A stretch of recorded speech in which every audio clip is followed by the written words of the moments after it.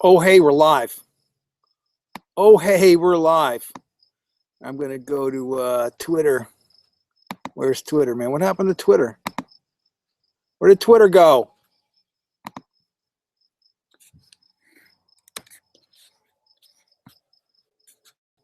Bear with me for a moment while I click around like a moron. Nobody's here yet, but we are live. We're live, and it looks pretty cool, man. Light's good. I got some bounce and light action. We got crickets in the fields. It's all good. I got chat going on. Hold on, I gotta click on that. Nobody's here yet, so I can talk like an idiot. Yeah, I'll make my picture real small. I'll make my picture real small, really small. That's good. That works. That works for me. I'm going to trim this later on, so bear with me with all the stupidity that we're starting with. Hey, what's up? We are streaming live from the driveway here at Rancho Indetto, and I'm waiting for a few folks to show up. I don't know if anybody's going to show up. I should invite some people. Who should I invite? I don't know. We should go. I should go look. I should go and look. I should invite my entire list. I don't know how to invite my entire list from YouTube. Wondering people might just pop in on this exciting topic. This ever so exciting topic. I'm babbling. You know it.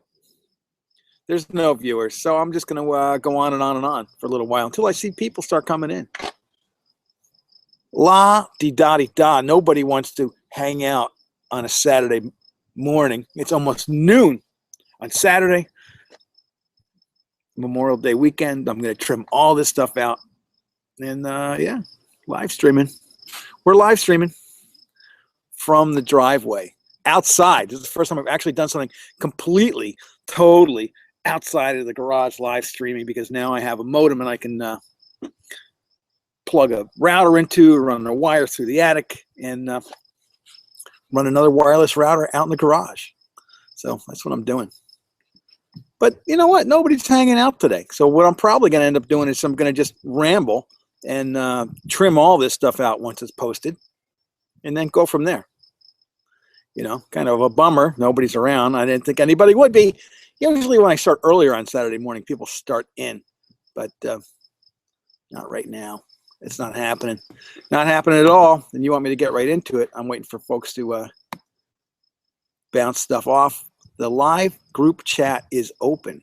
So if you want to ask questions, you can throw questions out there or comments in the group chat field. And Twitter's always good. Hit me with comments on Twitter as well. I'm not watching this on the regular page. Let me see if I can go there, figure out how to do that. I'm going to go there. Oh, hey, now I'm on the regular page too, so that's good. Please stand by. Please stand by. Whoa. Hey, it's real. There's a chat window. It's all good. We got chat. We got comments. I think I'm getting this down pat.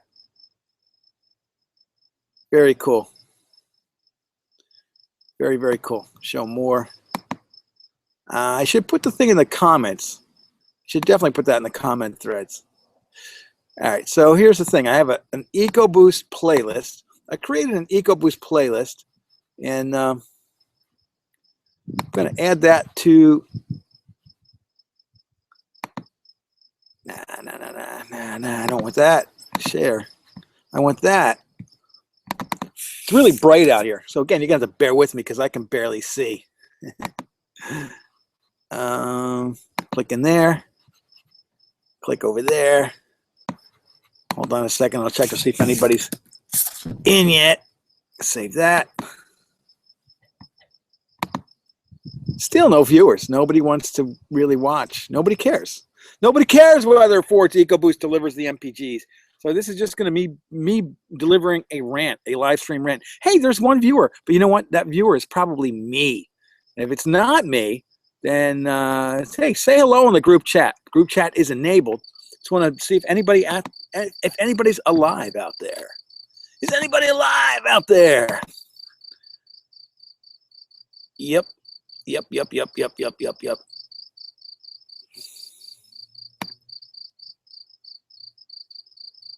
Hey, here's a note from the EIA, that is energy, the energy department. About 99% of the fuel ethanol consumed in the United States is added to gasoline in mixtures of up to 10% ethanol and 90% gasoline. That's just in on Twitter. Just in on Twitter. Coming at you with a little bit of information about the ethanol supply in America. And is ethanol important to EcoBoost? I think it is. I happen to think it's really important. But you may not. That's your prerogative. That's absolutely your prerogative. I'm going to see if I can comment myself. Hold on. Bear with me again. I added that playlist. I don't need that window open. One is watching now. Am I the person watching? I can say something to myself. Hello there. Hello, world. Hello, world. And I'm not seeing that show up in group chat yet. Is there a lag? 2 viewers. Cool. So awesome there's 2 viewers. I might actually start rolling with this pretty soon when I see people start popping in. Hope your Memorial Day weekend is starting out right. The weather is glorious here in New Jersey. I'd say it's 70 degrees, low humidity. It's been really, really dry. We almost had some rain last night, but just a sprinkle. It's kind of scary how dry it is because big fire hazards. I hear rain maybe coming to us late next week. It's certainly hitting Texas and Oklahoma, the center of the country right now. Down in the not the southwest, but the south central. Getting nailed with it. All right, so I'm gonna just close this other window because I don't need it. It's a little confusing. If you've got questions, hit me either on Twitter or in the group chat, and I'll try to answer them. See if they pop up, or just say whether this is actually working. I'm going to try over here and just ask, is this working? Yeah, me said, is this working? So my own questions showed up. More viewers are popping in. This is cool. Okay. I just want to say thanks for coming in. It's a Saturday. Well, it's almost Saturday afternoon, 12:05. I could crack open a beer if I wasn't driving this bad boy. That's the irony. Well, not the irony, but that's the problem. That's not the problem. That's the thing. Let me start all over. Hey, welcome for stopping in to our Saturday morning Memorial Day chat. It's all impromptu. This is about not just the F-150, but all the Ford EcoBoost engines. Do they deliver? Do they provide? Don't mind that airplane over there. These little Cessna guys just make tons of noise. Do the EcoBoost engines deliver? Do they provide horsepower and torque that you expect? Do they deliver the MPGs? And I'll just say blanket statement.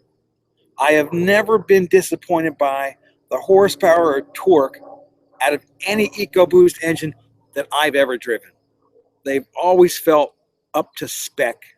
And I'm talking from the smallest, from the 1-liter Fiesta, the 3-cylinder Fiesta, up to the bigger V6s. They all provide plenty of torque and horsepower. But when it comes to MPGs, some folks complain. Maybe it's lots of folks. I don't know. I personally have never complained about fuel economy in the EcoBoost engines because, you know what? It's all a matter of how you think about things when you're driving. Turbocharged engines are absolutely fantastic for responsiveness, for efficiency, for providing enough oomph, but they can fall short when it comes to fuel economy if the driver isn't ratcheted down. If you're not thinking about what you're doing, you're going to suck down more gas than you ever really want to, and you're going to complain about it. part of the problem is because of the way Ford has things set up in the cabin. I'm not saying it's Ford's fault per se, but they could do a better job of it. What am I talking about? Well, I've driven, I don't know, at least half a dozen different EcoBoost vehicles. I produced a bunch of reviews. And if you look down in the comment thread, I linked to an EcoBoost playlist where I've got the 0 to 60s, and I've got the reviews that I produced for my MPG-O-Matic channel. And I think I've done some EcoBoost reviews for Auto by Tel as well. I have to go and look those up, and if I find some, I'll add them to that playlist. But in every case, with every vehicle that I've driven, it's delivered, right? I've been able to hit or beat the spec on fuel economy for one basic reason, because I pay attention to what's going on underneath the hood, right, between the fenders. If you're just wailing on it, if you're just stomping on it all the time, obviously you're not going to hit the numbers. If you're in a lot of stop and go traffic, it's going to be tough hitting the city numbers, perhaps. Depends on how you drive. So there's one thing that you've got to do, and that is turn on the instant fuel economy display. Once you do that, you'll see, I'm putting a little bit too much pressure on the pedal. Maybe I can let off a little bit. And when you let off, bang, that's where the fuel economy comes in. So the V6 doesn't have cylinder deactivation, right? You're just using a smaller V6. The inline 4, you're not going to cut down the number of cylinders you're using. You're just using a smaller displacement engine. The 3-cylinder, it's a tiny, tiny engine. You've got to use that to your advantage. You accelerate, not necessarily as gently as you need to, but don't go all in if you don't need to. Go a little bit lighter. The bigger trick is, once you've accelerated, let off. Let off and let it glide. Let the engine do its work. Once you've reached speed, that's when you can modulate the amount of pressure that you're putting on the accelerator pedal. And that's where the benefits come in. You need to learn how to float. If you're the kind of driver that's heavy on the pedal, if you're always find yourself, let's say in traffic, or you're coming up on the car in front of you and you're braking, you close the gap and they take off, and then you stomp on the pedal and you come back to them and you're braking again. That's not the way to do it. You got to open up space a little bit and use inertia, right? Try to use the brakes less. Let the engine slow you down a little bit. I'm not advocating throwing it into neutral or anything like that, but I'm just saying every time you step on the brakes, you're losing energy and you're losing money. So go easy, leave lots of space, glide as much as you can, and you'll see those numbers go up. The thing that torques me about the fuel economy display in the EcoBoost Ford vehicles is that the designers and the engineers have created such incredibly elegant, just almost state-of-the-art, well, maybe it is state-of-the-art, response displays when it comes to the hybrid vehicles, the electric vehicles. It's like Star Trek. If you look at the stuff in the C-Max and the Ford Fusion Energy, and the plugins, it's gorgeous. It's like it's on a spaceship, and it really lets you figure things out, right? It really shows you when you can lighten up. Inside here, this F-150 EcoBoost, it's just a thermometer gauge, and it's just really imprecise, and it tops out at 30 miles per gallon. So you can never tell when you're in one of those, ultra cruise states where you're really, really gaining benefit from coasting down a hill or from super light-footed driving on a level plane. They need to improve that. So this is a little needle to the guys at Ford and the gals at Ford. Up the game. Give us a better display. Whether or not you're going to hear less complaints from EcoBoost drivers that they're not getting numbers on, I don't know. But really is up to the nut behind the wheel. You've got to be tightened down. You've got to be in tune with the engine. It's not magic. You can't look at a Monroney. I don't have one for this, unfortunately. But you can't look at a Monroney window sticker and say, hey, it's not giving me that big, bold city number. It's not giving me that big, bold highway number. Without realizing that you're responsible for the conditions that lead to those numbers. When traffic gets tough, yeah, those numbers are going to go down. That's just the way it is. Your mileage may vary. Somebody came up with that in, like, what was it, the early 1970s? Why MMV? Your mileage may vary. Your mileage is always going to vary based on how, where, and when you drive. If you're in rush hour traffic, it's going to just be sucky, right? If you can avoid that rush hour, you're going to benefit from it. If you're in rush hour all the time, an EcoBoost engine isn't going to save your rear end.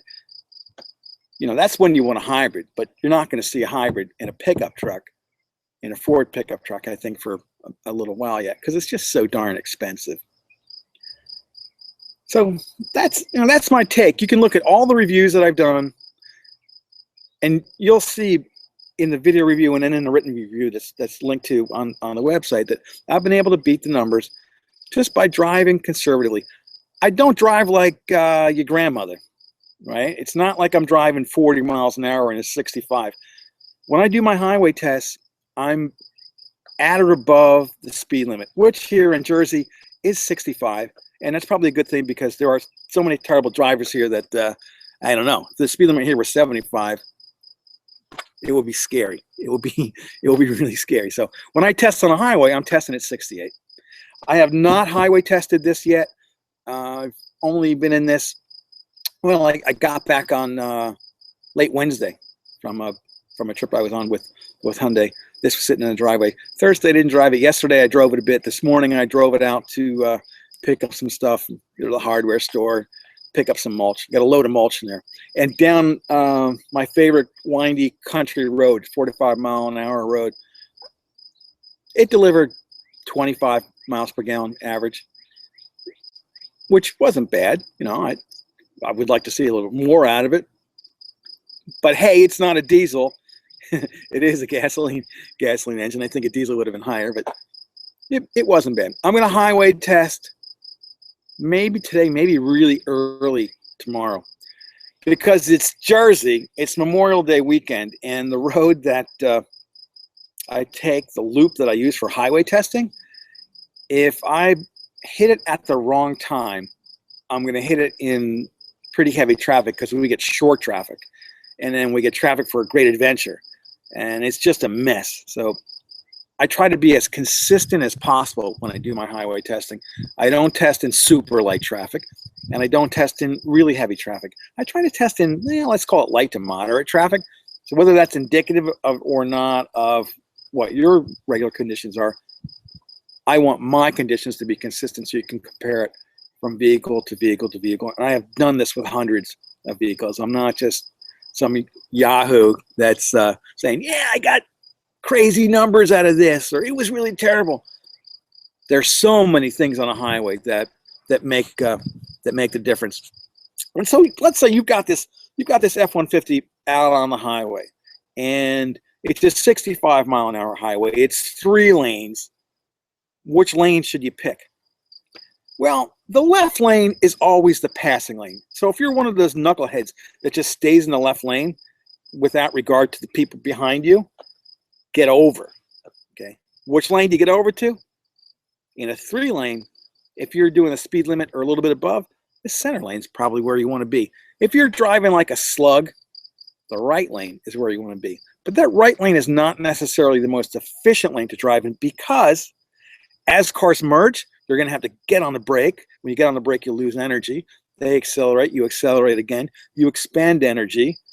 That costs money because you're going through more gas, because you're in the throttle. So if you're on a 3-lane highway and you want to get the best MPGs out of the F-150 or any vehicle, the center lane is often the best bet. Just stay a little above the speed limit. I'm not telling you to get a ticket or not, but you don't want to hold people up behind you. You don't want to cause them to pass you on the right. Here in America, stay to the right unless you're going to pass. If you're cruising through on a 3-lane, center lane. You need to pass somebody, that's the left lane. You're getting off, you're going really slow, you're being a slug, that's the right lane. So the best MPGs in an EcoBoost on a highway, it's going to be found in the center lane. Tell you a little bit of something about these tires.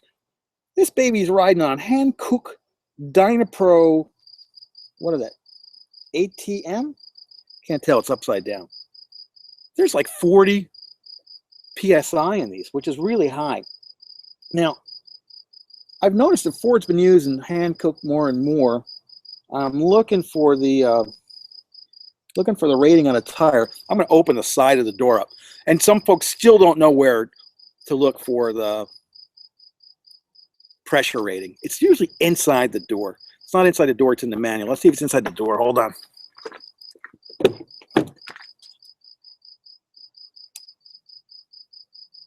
Oh, this is interesting.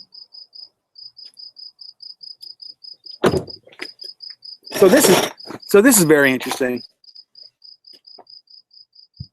35 PSI. I noted after driving this that it was up around 40, maybe because the tires had heated up.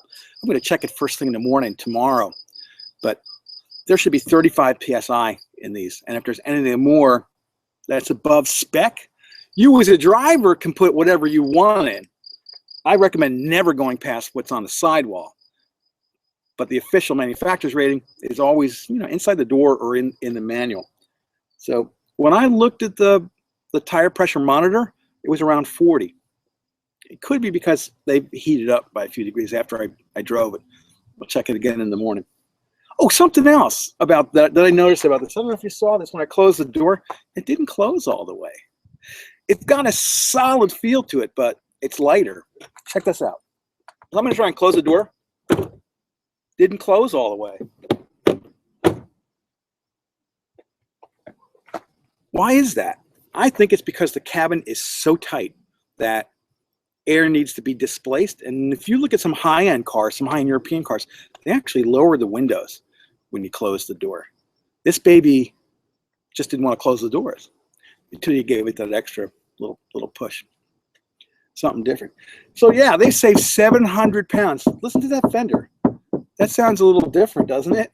Because there's so much aluminum in this. This whole truck, the whole body is aluminum. The only place I found steel on it is in the bumpers. I went around last night with a magnet, sticking the magnet on it, seeing where it would stick. None of the body panels, only in the bumpers. Pretty interesting. I gotta apologize if it's a little loud out here because out in the field over here, out in the field, there are these crickets. I don't know I honestly don't know exactly what they are, but they always make a ton of noise. So people used to complain a lot on my videos, hey, why is it so noisy? Because the field is noisy. And yeah, I'm in central New Jersey and it's, you know, pretty nice. Getting back to the F-150, I've just had the chance to take it for a nice spin last night, a little spin this morning. I might go do some highway testing this afternoon. And it is really gorgeous today, so I might get an excellent sunset out of it. So my modus operandi for the day is lose the headache that I have, and then take this for a ride, keep my fingers crossed that I don't hit heavy traffic. And let's see if I can do better than the spec. So I'm looking in group chat, and it's like nobody's asking questions in group chat. And I'm going to go look on Twitter, see if anyone's asking any questions on Twitter. Don't see anybody asking any questions on Twitter either. So, you know what? If you guys don't have any, if you don't have any questions, I don't know how long I'm going to hang around. So jump on the group chat if you can, and I'm going to check the page to see if comments are coming through. So hang on one sec, and I'll do that. I only got my laptop out here. Hopefully the stream is okay because I'm using my old Wi-Fi router plugged into a Cat 10 cable that I ran through my attic. Hold on, just gotta navigate here through YouTube to get back to where I want to be because it's not as easy as it should be. Live now, control room. All right, let's see this. getting some thumbs up, that's cool. If you're in, man, be sure to thumb it up, because that makes a big difference. Hopefully people watch this after the stream. What I'll probably do is trim the front part where I'm just babbling, nobody's watching, I'm not delivering any valuable content, and then I'm going to add some links to this. If you look now in the comment field, or in the description field, you'll see there's one link to a playlist there, and that has all the EcoBoost videos that I've done from day one of EcoBoost. I've got, let's see, an MKT, an F-150, the 3-cylinder Fiesta. I've got the Escape, and yeah, 0 to 60, man, they always deliver. And fuel economy, they deliver when you drive it the right way. I really wish Ford would put in a great feedback device. Maybe next year, maybe for 2016. You know, we'll keep complaining about this thing. I'm going out to the Further with Ford event again this year. It's being held out in Silicon Valley, which is kind of interesting. And I'm going to just jump up and down and say, hey guys, why don't you put a smart instant fuel economy display instead of that really basic thing that you have? Because they're capable of doing great stuff. They just need to bring it to the EcoBoost engines. Don't know why they haven't done it yet, but they haven't. Well, here's something else to look at. I went to a really cool General Motors Turbo Chat lunch in New York City a couple weeks ago. I have that video almost all the way done. It's going to run in the Autobytel channel, and the name of it is going to be something like 6 Myths About Turbos. So stuff that you thought was true about turbos may not be true, and you might have conceptions about how the engines work and whether, you know, they're really have longevity, or whether, you know, they deliver the fuel economy they should. So this is like straight from one of the high-end engineers at General Motors. That should hopefully post sometime in the next week or two. It's not a huge video. I think it's maybe like 5 minutes long. But it's pretty cool that I got the invite to do that and to shoot that at the last minute. I'm really lucky. Every day, I kind of like pinch myself and curse myself. I'm really lucky that I get to do this and, you know, deliver, you know, different types of content for folks. It's not the normal thing that you see on YouTube. It's not just the average review. It's not just whatever. There's more to it than that, and we want to go deeper and bring you different things and things you hadn't ever considered. So, you know, it could be stuff about Slambo, and it could, you know, my project car, or it could be deeper information about modern turbochargers or alternative fuels, all kinds of stuff like that. The EcoBoost engine is direct injected and turbocharged, right? It's direct injected and turbocharged. Eco is, I'm not sure what, but the boost is obvious. That's the turbocharger. The thing about modern turbocharged engines is that they can take huge advantage of octane. If you run premium in an EcoBoost engine, it's going to be a happier engine. It will run just fine on regular, but when you run premium, it can make more horsepower. And when you run fuel that's even higher octane than 91, 93 premium, you can make oodles of horsepower. The easy way to do that right now is with fuel that is higher content in ethanol. So the flex fuel, so the EcoBoost engine is not flex fuel from the factory. They don't authorize it from the factory. But there are people running higher ethanol blends up to E85 in their EcoBoost engines, and they're making lots and lots of horsepower. I'm not recommending that you do that. Don't go and say, oh, Dan said go run some E85 in your EcoBoost and you'll make gobs of horsepower. I'm not saying that. What I am saying is, if you want to make lots of horsepower, go find a tuner that knows how to set that engine up, because you can get much more performance out of the EcoBoost engine with higher octane fuel that costs less per gallon. Will you get less fuel economy? With the 85, Yeah, that's obvious. You will. It's just the way the math works out. But if you're running something like E30, I don't know, might be optimal. So one of the tests that I would love to do is EcoBoost on E0, E10, E30, and E85, right? 4 different types of fuel. 0 ethanol, 10% ethanol, 30% ethanol, and 85% ethanol. And I want to test those 0 to 60. I want to test them on the dyno, and I want to test them for fuel economy. Of course, I got no money because I live here at Rancho Andetto, and Chris Christie, the taxes are horrible. I got no extra funds for that. So I want to find a way to test that because I think it's valuable stuff. Not enough attention is being paid in this country about how our fuel is made and how it affects the engines.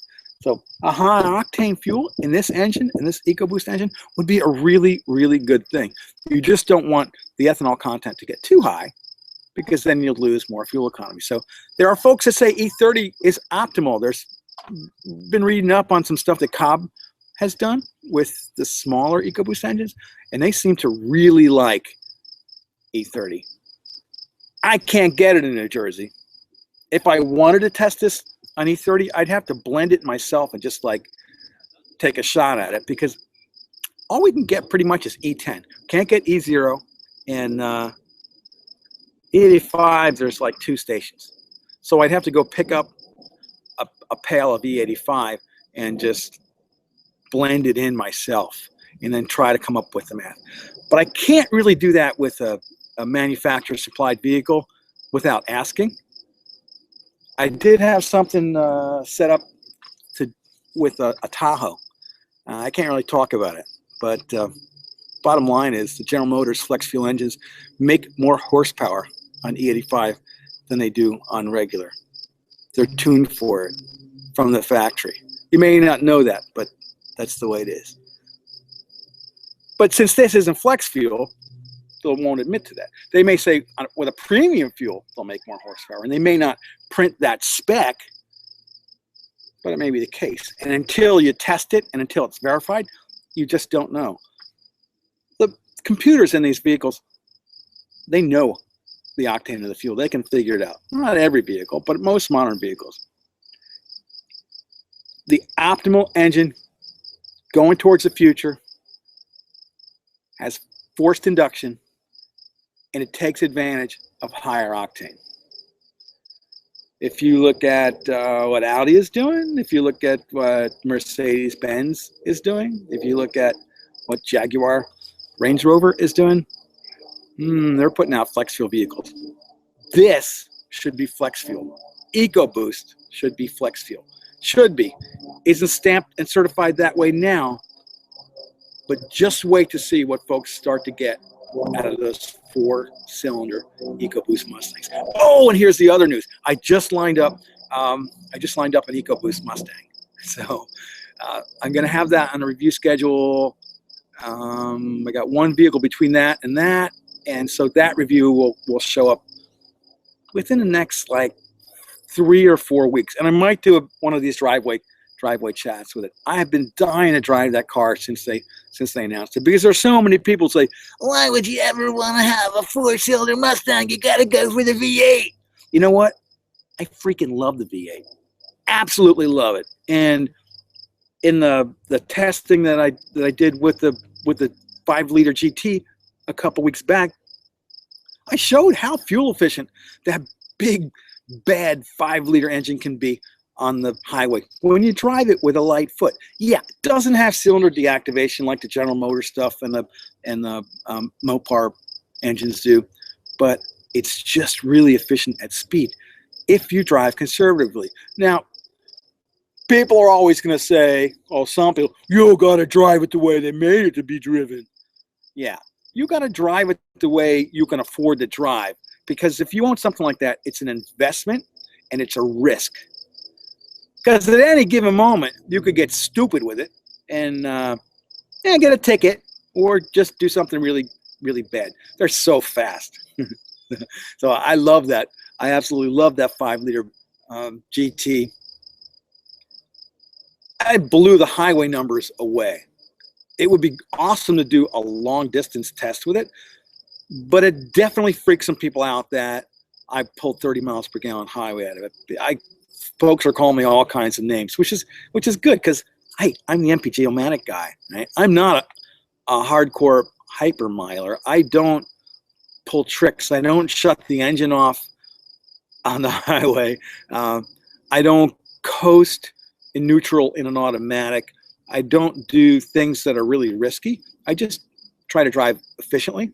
And I'm the guy that does all the 0 to 60s too. So yeah, I do stomp on it. I don't drive like a grandmother unless it's, I don't know, the little lady from Pasadena.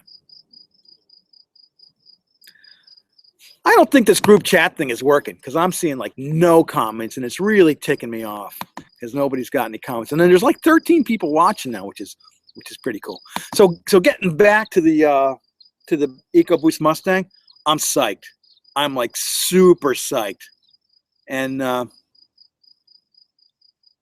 going to put it through the same test. Going back to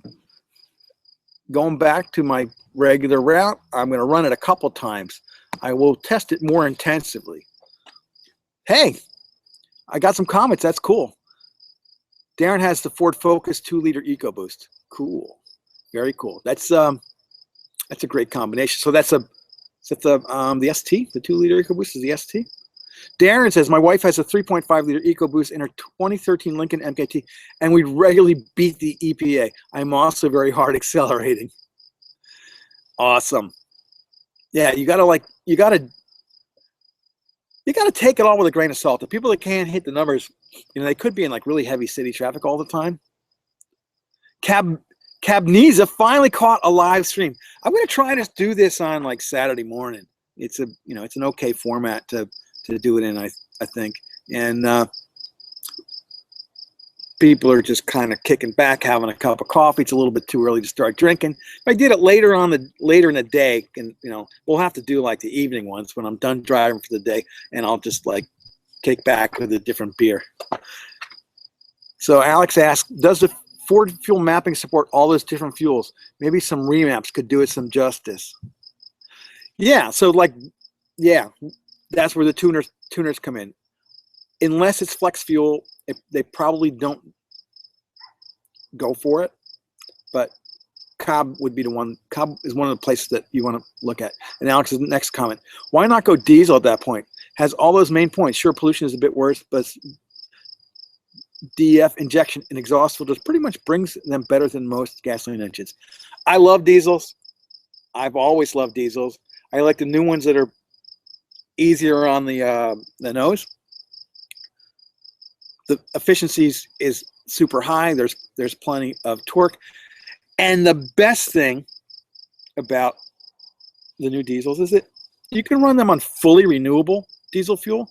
I'm going to hopefully be able to do a feature on that pretty soon. There's going to be a drive at the end of June. Folks from Neste. Neste is it's a renewable company, and they're driving from coast to coast, from Jacksonville, Florida to, where are they going to? Not Santa Barbara, where the oil spill was this week. Some place near on the coast. They're driving coast to coast on one tank of diesel, of their renewable diesel that comes from like waste, like restaurant waste oil. It's not biodiesel, it's second gen. So it can run, their blend can run 100% in anything. Great feedback from Man O Man and Cabineza. Man O Man's from Europe and you're watching. That's pretty cool. That's very, very cool. Hey, David, I'm really glad that you got some last night. Congratulations. You should be congratulated. I hope it was not unprotected, because you do not want any diseases to be spread, if you know what I'm saying. What else is going on? Go back to that four-cylinder EcoBoost Mustang, and what is it? Somewhere around 300 horsepower. I don't remember what the spec is, but I will bet you that tuners will get that up over 400 pretty quick. And it's going to freak some people out how fast it really is. It's a little bit lighter than the V8, obviously. And that makes a difference because, you know what? The Mustang is still kind of a bit of a heavy pig. It gained weight from version to version. Unlike the new Camaro, which lost weight, the Mustang gained some weight. And really, the Mustang is a vehicle that would greatly benefit from this. Listen to that. That just sounds like, I don't know. I've never really heard that. But then again, I've like never really knocked on an expensive Audi or something. David's in Ireland. Super cool. And Cabaneza is in England. We're crossing the pond, and it's actually, you guys are probably drinking already. Was it like 5:38 over there in that range? Drifto King is in Croatia. Wow, that's very cool. That's very cool. I had a friend that just went to Croatia. It's a beautiful country, isn't it? That's what I heard. They came back raving about it. My take on the 2.3. So the 2.3 is the four-cylinder EcoBoost, and my take on it is I can't wait to drive it, and I'm going to get to drive it in about 2 weeks. Not next week, but the week after that, I'll be in it, and I'm just psyched. So I'll tell you, man, I'll do one of these. Knock wood. I'll get to do one of these out in the driveway with the EcoBoost Mustang, and we'll do the 0-60. We'll do plenty of laps. I'm going to go deep on the laps on that one. I think with the 5-liter Mustang, I did 1 lap cruise control with the adaptive cruise control on at 68. But with the EcoBoost, what I want to do is multiple laps. And you got to understand that my life is driving around in circles. A lot of driving around in circles. It's like Groundhog Day with cars. Literally. Same thing week after week. There's a different car, and I like drive the same roads. I try to drive the same way. With the EcoBoost Mustang, I'm gonna do it with cruise control. 1 lap with cruise control on, 1 lap with cruise control off. Then I'll do a lap with air conditioning on, because I usually test with air conditioning off unless it's really hot, and then I test with it on. Air conditioning always affects your fuel economy. Always. It always takes a plunge. It varies from car to car, and I'm trying to think which one it was, but I think I did test one of the EcoBoost vehicles with air conditioning on or off. You'll have to check in the playlist or check over on the website. Air conditioning affects different vehicles in different ways, and the smaller engines, from my experience, seem to take a bigger hit, a bigger fuel economy hit. The larger engines seem to take a little bit less of a hit. You want to see, Cabanese wants to see more Project Slambo. Cool. It's here. It's sitting right in front of me. I could, since I can stream, I could like walk around and show you some stuff on that. Hold on a sec. Alex had a question. What's the next car you want to test? I'd love to see how these expensive cars from across the pond do compared to our domestics. Yeah. So is the Mustang like crazy expensive over there? I just don't, I don't have a feel for how much they tack on. I mean, I guess there's probably import fees that jack the prices up. But right now, the Mustang is like a huge bargain over here. So I think the V6 is the base, right? Then you can go to the GT, or you can go to the EcoBoost. And the ideal thing would be to test them at the same time. When you have space between them, sometimes it's hard to remember exactly, the characteristics from one to one. But because I test the way that I do, and because I document it all and put it on video, it's easier to go and look at it, because it's the same roads. So man, oh man, if you test with the AC off, you need to keep the windows open. Yeah, when it's hot. When it's hot. So not this past summer, but the summer before, 2013, I tested with a Hyundai Sonata that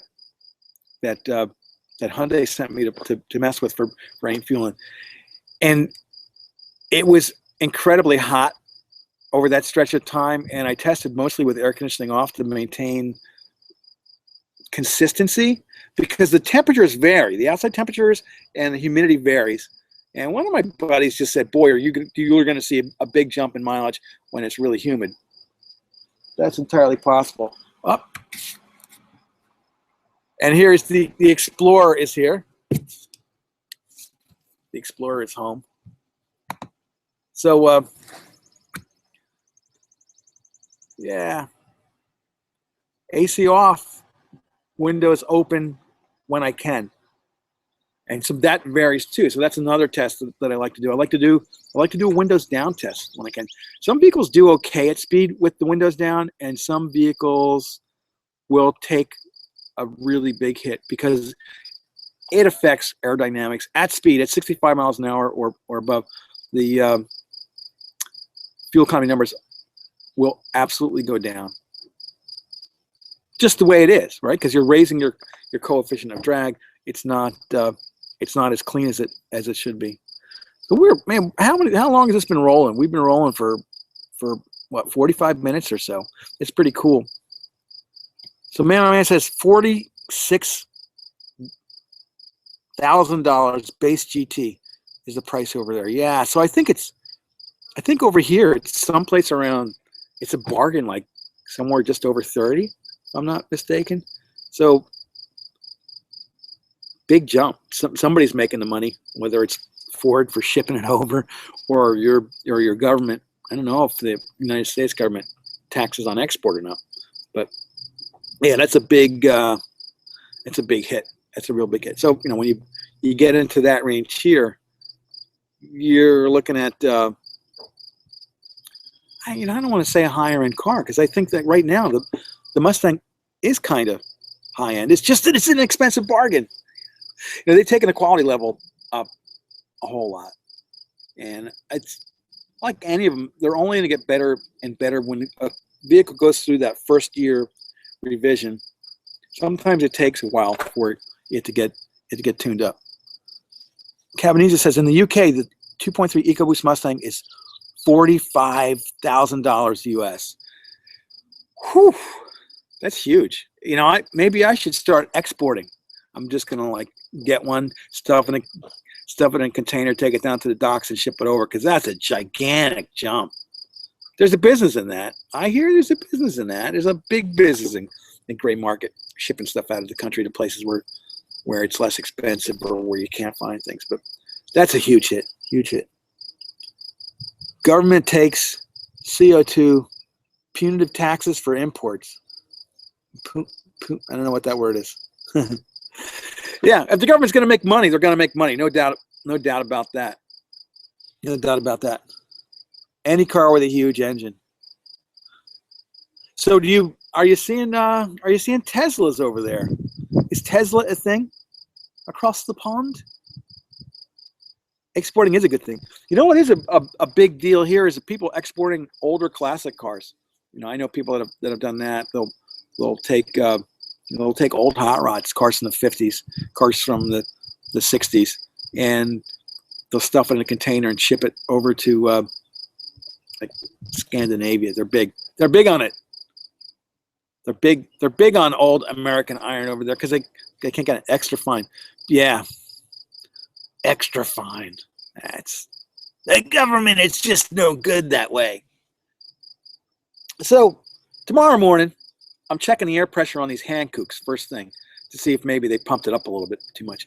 What I did notice is that on smooth roads, it's nice, but when the ride is nice, but when you hit uneven pavement in this truck, you feel it. I mean, you feel lots of little stuff. Could be because these are pumped up a little high. Very interesting, huh? Very interesting what they do. I don't know. I wonder if there's anything for lunch. That was my wife coming home. I wonder if she brought some lunch. She didn't. She ran inside the house and didn't bother me. Tesla certainly is, but the UK built Nissan Leaf are much more common, as they should be in the Prius. Yeah. Well, you know what? They've been saying that like hybrid sales are way down in America because the price of fuel has dropped so much. Part of the reason, but the other big part of the reason is the bulk of hybrid sales has been the Prius, and I think people are kind of, I don't know if they're not that they're tired of the Prius, but they want to see a new version of it. So the people that are in a Prius, they want to go for something different. Maybe they would think about going for another one, but it's the same thing. It's not that much change. Man, oh man, says Teslas are plentiful here.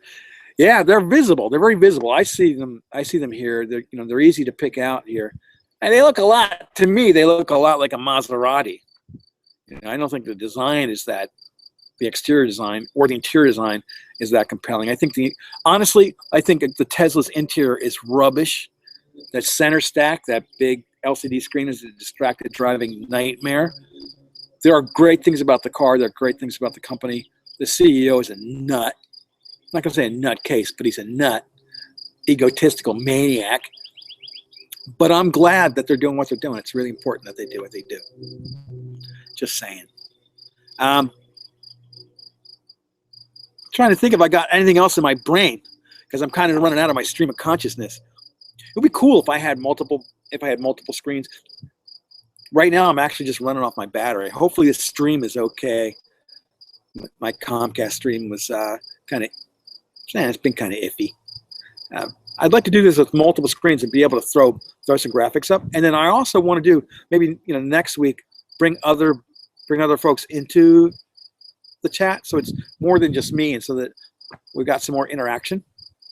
Because I kind of run out of steam and voice. I got to go get a drink, but I can't drink any beer yet because I'm not driving for the day. Oh, so yeah, I got to go back to that.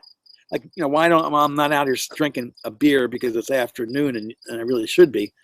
I can't. Every time a reviewer signs for a test vehicle, you have to sign paper. And basically the paper says you can't drink when you're driving.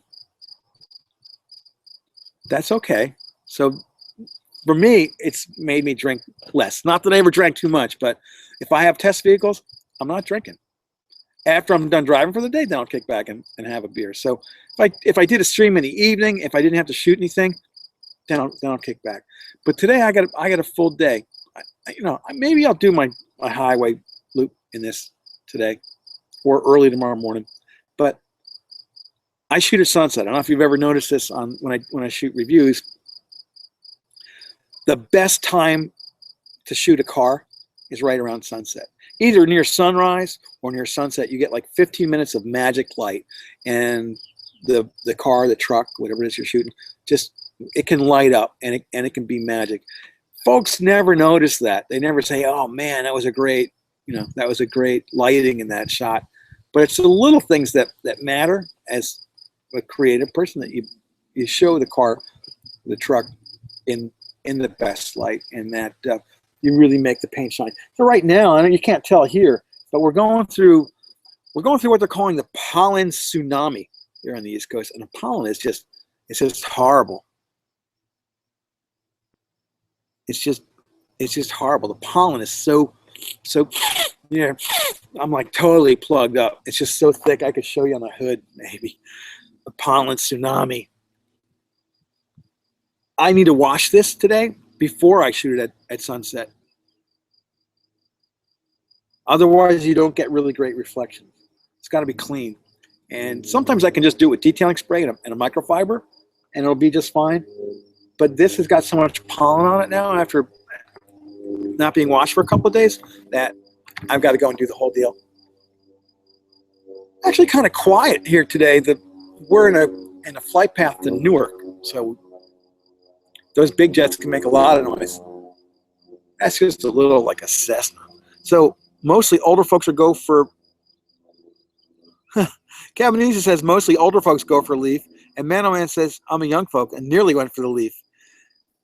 The Leaf is, so I've driven the Leaf, I've driven the i3, I've driven the Spark, I've driven the Fiat 500, I've driven the Fit.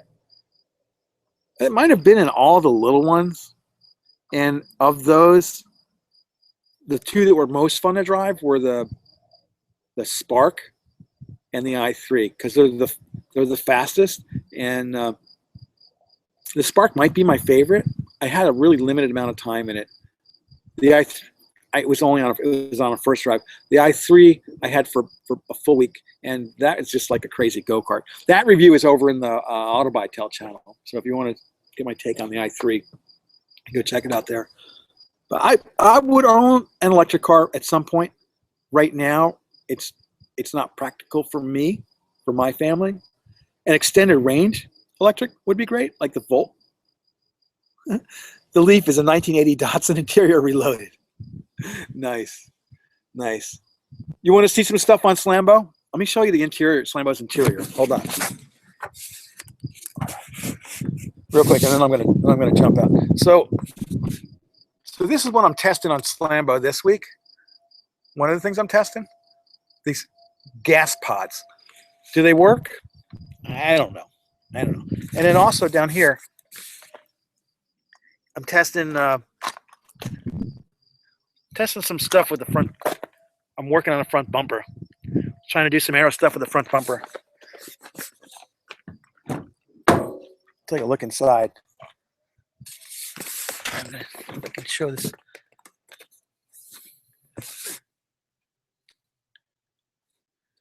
So this is a B&M short throw with my Tiki shift knob.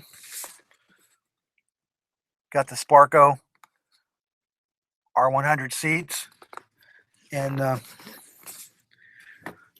there's a lot of glare. There's a huge amount of glare here on the JVC. So I made this little thing. It's stupid. It's stupid, but it works. I don't know if you can see that. So it cuts the glare coming from here and here, and so you can see as the driver can see pretty well. So it's kind of messy in here, but this is what's coming along, man. I had a ridiculously high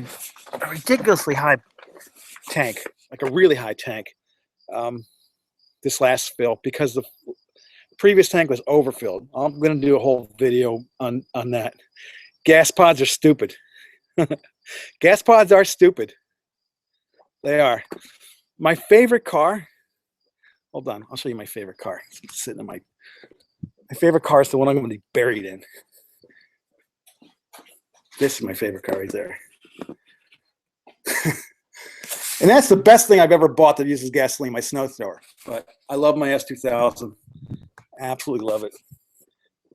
Best car ever. Needs new tires, so I can't really drive it. So, yeah. I'm working on some stuff with Slambo. Underneath, I got to do some stuff to fix the what do you call it? The parachute problem. It's a parachute problem, right? Where the air gets caught in the bumper. I got to get underneath there and climb underneath there and come up with something. Maybe I'll do it this weekend.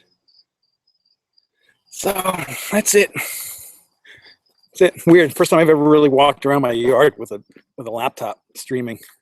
Look at that. I'm going to vomit now. Whoa. Are you nauseous? I don't know. I'm kind of nauseous. Hold on. I'm going to stumble and fall over. Whoa. Cool. So that's it. That's my wacky Saturday. It's about almost 1 o'clock for me. I'm ready to punch out. I'm going to edit this video. I'm going to trim the beginning of it off. I can't trim the middle of it off. That's just the way it is. But I'm going to edit it down, and I might add some links. Right now, you've just got the link to the EcoBoost playlist. You can look at all those reviews, see how I've done with fuel economy on those. And yeah, I've done okay because I pay attention to the fuel economy display. I'm sure that once this video posts, there'll be plenty of people that are going to be complaining about the fuel economy that they're not getting in their EcoBoost. My advice to you is turn on that instant fuel economy display, and you will improve your mileage. It's really simple as that. Took me an hour to get to that. But hey, it's Saturday, and well, I got nothing else to do. No, I got, you know, you see what my backyard looks like. I got plenty of work to do. Got to get the weed whacker out. I should do a review of my weed whacker. Hold on a second. Wait, I'm going to go get my weed whacker. Seriously.